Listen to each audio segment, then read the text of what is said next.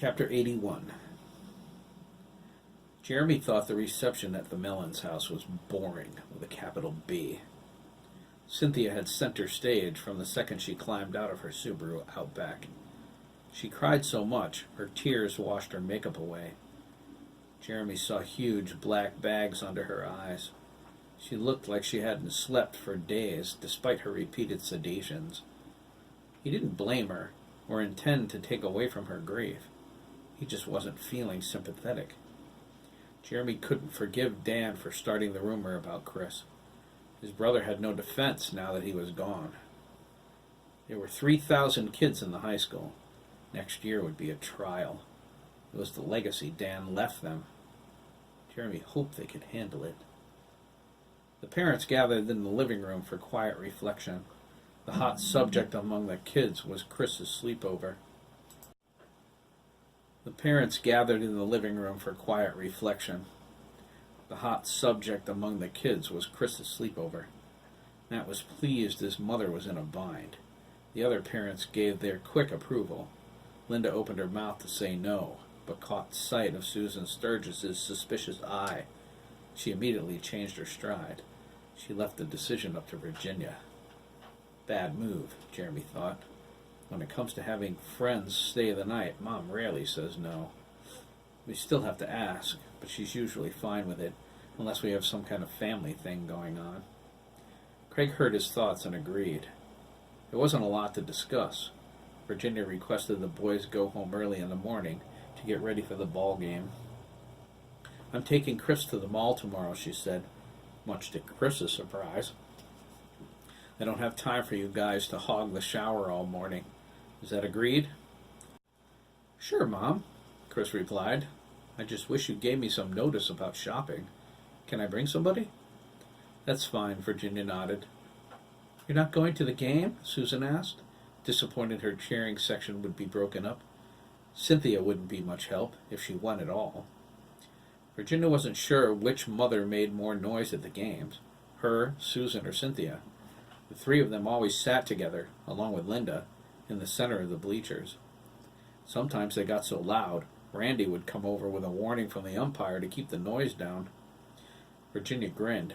She remembered how embarrassed Linda got when Susan told Randy, "Tell the umpire to eat my clit." It kept Virginia in stitches for weeks.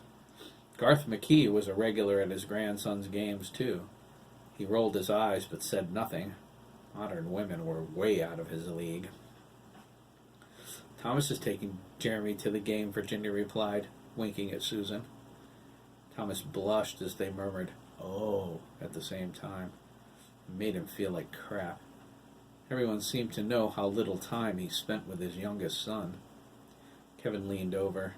I know how you feel, Tom, he whispered. I feel the same way about Derek sometimes. Thomas shook his head. I'm such a loser, he whispered. Jeremy heard him. He walked over and hugged his father. I love you, Dad. Thomas's eyes watered. Craig's were too. He felt how strong Jeremy's love for his father was. It was a familiar feeling. Craig missed his dad, despite the beatings and the harsh words. Jeremy glanced over in his direction. He was about to think something at him, but Craig scowled. Don't say anything, okay? Craig thought. He's still my dad. Jeremy left Thomas and put his arm across Craig's shoulders. He led him down the steps into the front yard. Craig started crying as soon as they hit the grass. Jeremy was overwhelmed by his sadness and cried too. Thomas watched them from the window. They sat beneath the big elm by the mailbox. He wondered why the boys were crying. Jeremy didn't know Dan all that well, and neither did Craig, other than working with him. He gathered that from listening to them talk. Thomas saw the tears running down their faces. He politely excused himself. He nodded to Virginia, who looked at him curiously, but he only shrugged. Thomas walked out into the yard. Kevin suggested the boys go outside and give the adults some time alone. Derek led them out back to his fort. Dougie stayed planted next to his mother, refusing to leave her side. That was fine with Derek. Dougie might be the only brother he had left, but he still didn't like him very much. He always took Dan's side, no matter what, even when Dan was completely wrong. It didn't foster many good feelings. The boys crowded into the small shack. It had a sign that read Derek's Place, which Derek made in woodshop in 7th grade. It hung loosely from a nail outside the door. The wooden walls were gray and water-damaged. There was a vague scent of mildew. No one knew if it came from the walls or the ratty old mattress inside. Max said he was going back for Jeremy and Craig, but Chris told him not to bother. It would probably be in the front until it was time to leave once his father got talking. I hope that's soon, Ricardo whined, tugging on his collar. This suit is driving me nuts. Mine too, Sandy echoed, loosening his tie. What do you think is up with Teddy? Matt asked. Chris and Ricardo glanced at each other and looked away. Max noticed the action and scowled. Hey man, he said, pointing at Ricardo. If you know something, now would be the time to tell us. He turned to Chris. You were pretty pushy about sleeping over tonight, too. I didn't ask about it at the cemetery because our parents were there. But come clean, Chris. What's going on with Teddy? Chris looked at Ricardo. You're going to find out anyway, Chris, he said glumly. Ricardo wasn't ready to talk about what happened to him at the Big E, but he didn't have a choice. He wasn't going to let Chris go out on a limb alone. Find out about what? Derek asked. Yeah, what? Matt echoed. Chris sighed, took a deep breath, and told them all about the night in Hiram's trailer. They had to hold Max back to keep him from following the trails down to the farm and beating the crap out of the farmer. He kicked out the back wall of the fort in his rage. Sandy and Matt put it back up. They used a rock to pound the nails in. Ricardo calmed Max down before he started his own story. He softly gave everyone the reason he hated gays so much. He told them he'd since learned he was wrong about them. Max listened to his brother intently. He hugged Ricardo as tightly as he could without breaking him in half. What are we going to do about this, Chris? Sandy asked. His mind was raging with a desire to rip Hiram's arms off. Do you think he touched Teddy? I don't know, Sandy, Chris replied, feeling spent. I suppose we'll find out tonight. If he did, I'll go to the cops. No question about it. I wish I knew who he was bringing. Why didn't Teddy tell his father? Sandy asked. He's a cop. Like I said, Chris replied, I'm not even sure that's what Teddy wants. I just have a feeling. What about O'Connor? Matt wondered. I doubt it, Chris said, shaking his head. I talked to Todd about it once. He said if Hiram ever tried to touch him, he'd kick his ass. I believe him. So do I, Ricardo agreed. O'Connor may be a punk, but I don't think he's a pussy.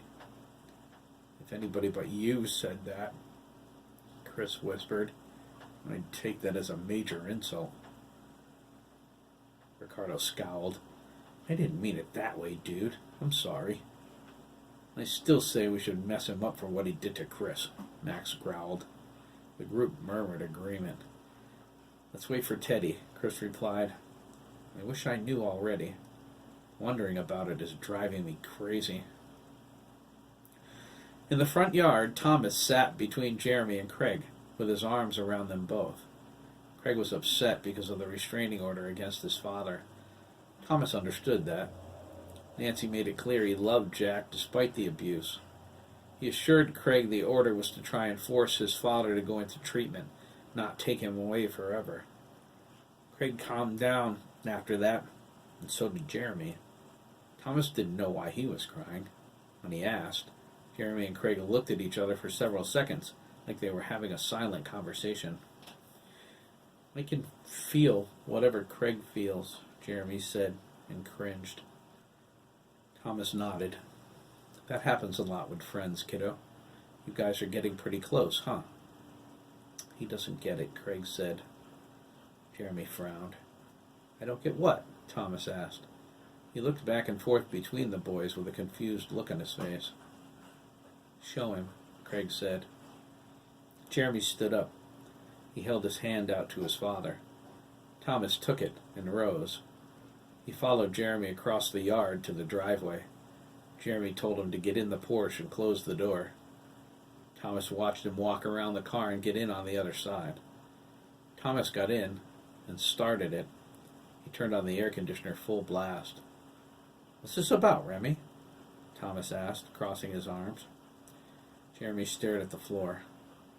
He said, "Tell me something I don't know that Craig couldn't possibly know." "Look, Jeremy," Thomas said, "I don't think this is the time for games." "This isn't a game, all right?" Jeremy cried, bursting into tears. Thomas's mouth dropped open. Christ, he thought, his heart skipping a beat. I don't remember ever seeing Jeremy this upset. He rubbed his son's shoulder. Jeremy put his hand on top of his. "Just do it, Dad," he whispered, fighting for composure. "Please, okay? We're going out of our minds." "Jeremy," Thomas said. He leaned over to look him in the eyes. "Tell me what it is. We'll work it out." "I can't tell you, Dad," Jeremy replied, wiping his face with the backs of his hands. "You won't believe me. I have to show you. Bear with me, okay? Just tell me something I don't know that Craig couldn't possibly know." Thomas frowned. "All right, let's see. Oh, Thurman's going on vacation the first week of September. I found out yesterday." "Fine," Jeremy nodded. "Go see Craig."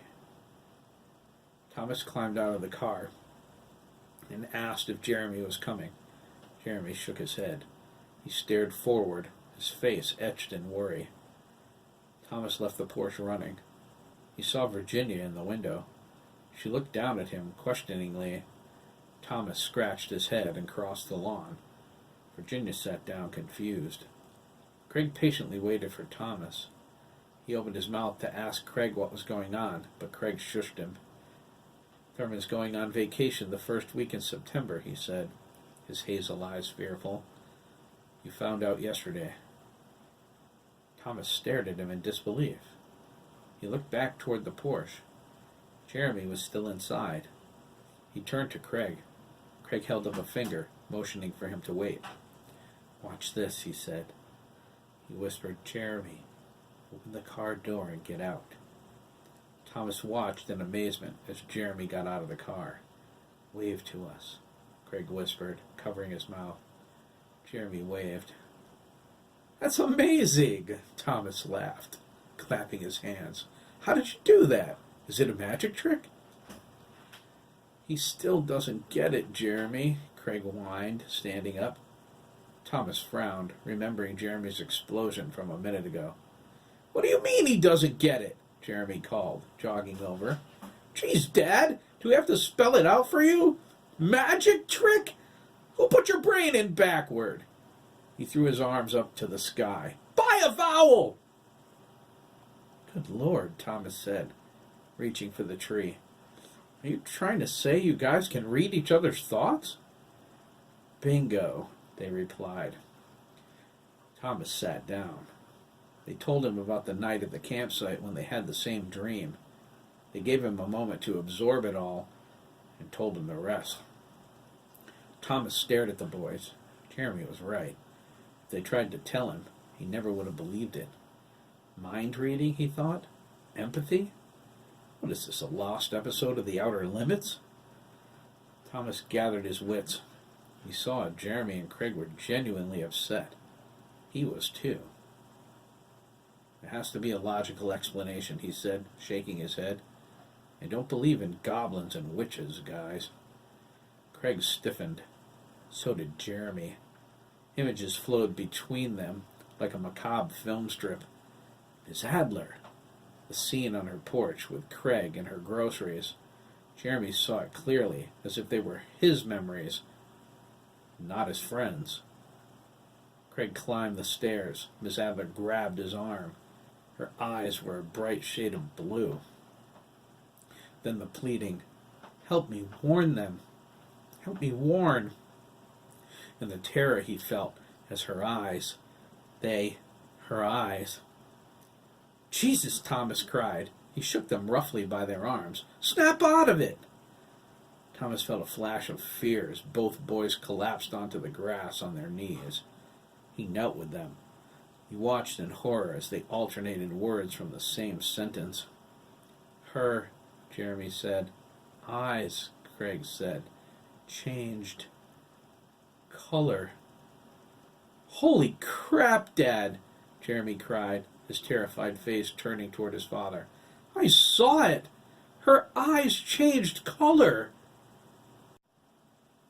Who, Remy? Thomas cried. Whose eyes? The hill witch, Mr. McKee, Craig said, his hand on Thomas's forearm. Margaret Adler.